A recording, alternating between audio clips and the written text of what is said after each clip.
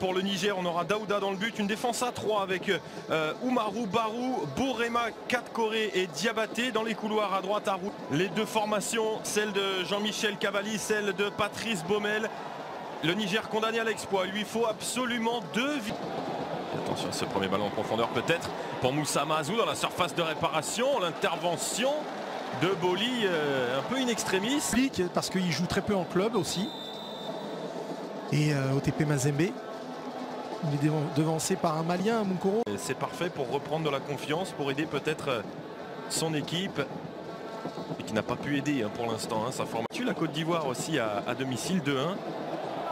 Mais avec le but à l'extérieur et la victoire 1-0 au retour, les éléphants étaient passés. C'est d'ailleurs les deux seuls. Cette équipe n'a pas forcément la même histoire. Elle doit s'écrire un destin. Doit se forger un destin en fait, et ça c'est sa première. C'est pas simple de débuter comme ça dans un match aussi important, mais bon, ou un début à tout. Oui, c'est sa première avec Léa. Il avait porté 2 fois le maillot. À Madagascar, souvenez-vous quand même, il n'avait pas été loin de s'imposer. C'est vrai, ils auraient peut-être même mérité de s'imposer sans il y avait le une transversale de Kessier, d'en dire un mot sur ce numéro 6, surnommé Balé. Le plus ivoirien des Nigériens, comme il est surnommé également. Jeté au sol pour tenter de sauver ce ballon, ça n'a pas fonctionné.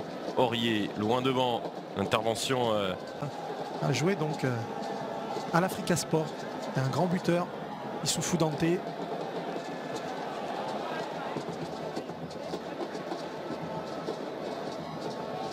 Sangaré par-dessus, ouais, c'est couvert par Pépé. Ça c'est bien joué sur le côté, le ballon pour Aurier, ça arrive dans la surface de réparation et ça va être le premier corner du soir pour les éléphants.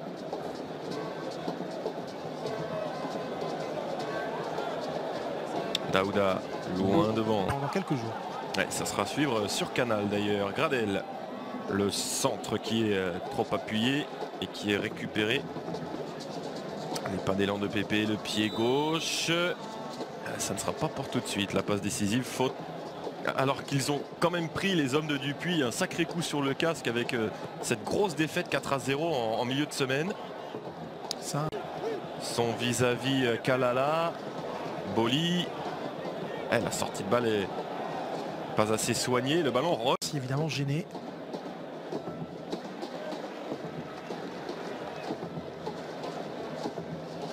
C'est frappé très loin avec cette reprise. Oh, l'arrêt magnifique et Aurier qui vient conclure. Ils ont bien fait d'échanger entre Pépé et Serge Aurier, le capitaine de la Côte d'Ivoire qui avait déjà marqué dans cette phase d'élimination. C'était lors de la cuisante défaite en Éthiopie. Et là, il permet à la Côte d'Ivoire de faire un pas de plus vers le Cameroun. 1-0. Et voilà, vous le disiez Pierre, un coup de pied arrêté, un corner plutôt bien frappé. On voit la remise de la tête de, me semble-t-il, c'est Fousseni, il me semble, Fousseni Koulibaly. C'est bien frappé, ce ballon en cloche. Il y a Bailly ensuite qui a frappé, il y a super arrêt de Daouda. Puis c'est bien suivi par Serge Aurier. Très très bien fait de la part de Bailly. Et ce sont les défenseurs en fait qui viennent, voilà, prêter main forte à l'attaque. Et puis un nouveau but de Serge Aurier dans ces éliminatoires. Oui, il n'avait jamais marqué. Tête de Kodjia qui sort des limites du terrain. Une victoire de la Côte d'Ivoire contre l'Éthiopie. Dans un cas comme dans l'autre, voilà, ils auraient besoin qu'il y ait ou l'un ou l'autre. Mais voilà, avec les talents qu'il y a, la puissance physique, et bien le fait d'avoir une multiplication de phases arrêtées, on a vu des touches, et on les voit pas beaucoup, les excentrés Pépé et Gradel pour l'instant, jusqu'à ce but de Max-Alain Gradel. Justement, on en parlait, les deux excentrés qui étaient très très peu en vue, et Max-Alain Gradel, c'est sa saison, lui qui enquille les buts en Turquie.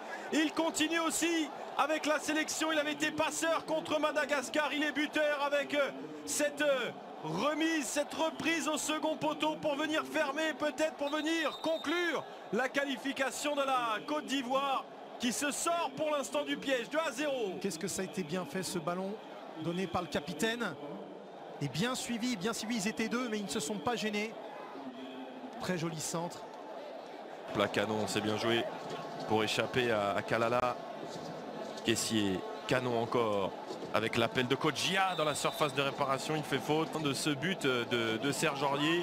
Attention à cette perte de balle, peut-être au milieu de terrain avec Koulibaly. Moussa Mazou qui est servi en profondeur et le superbe retour. Qu'il enfile la tunique ivoirienne, c'est un autre homme. On a le plaisir de retrouver ce groupe. Et ça, il est complètement seul. C'est ça, un petit peu de naïveté, un marquage beaucoup trop lâche. Et puis c'est vrai que Daouda Kassali pense qu'il aimerait que et les Barea et les éléphants passent la Coupe d'Afrique. Ouais, faute de main de Kodjia. Et c'est un gardien. C'est un gardien. Ce qui est encore plus compliqué. Hein. Attention, ce ballon dans la surface de réparation. Et le capitaine Aurier est là.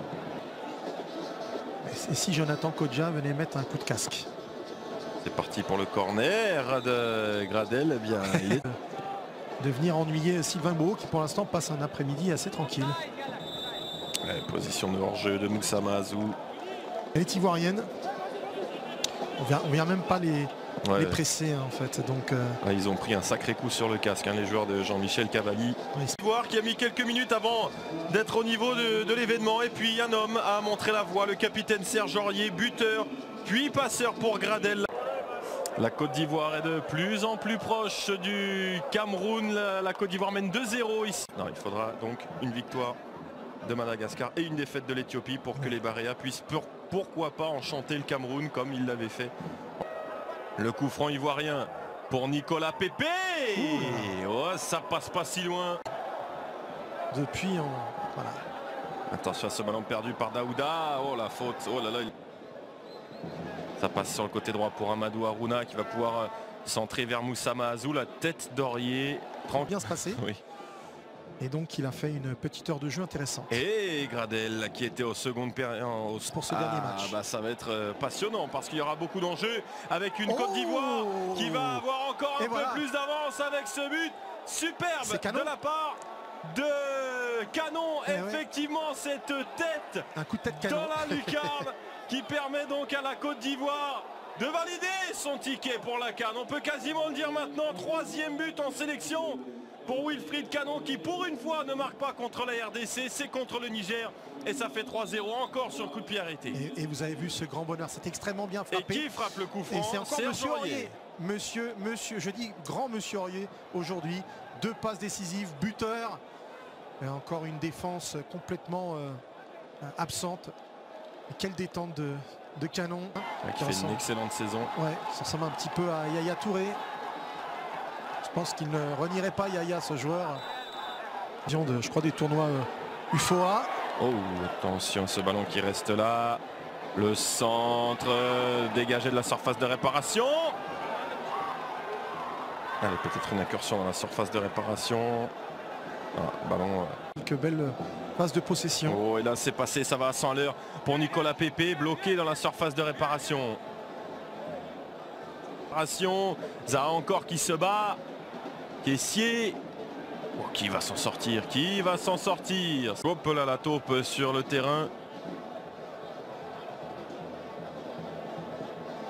Regardez, non, ce ballon sur le côté. Oui. Pepe par-dessus.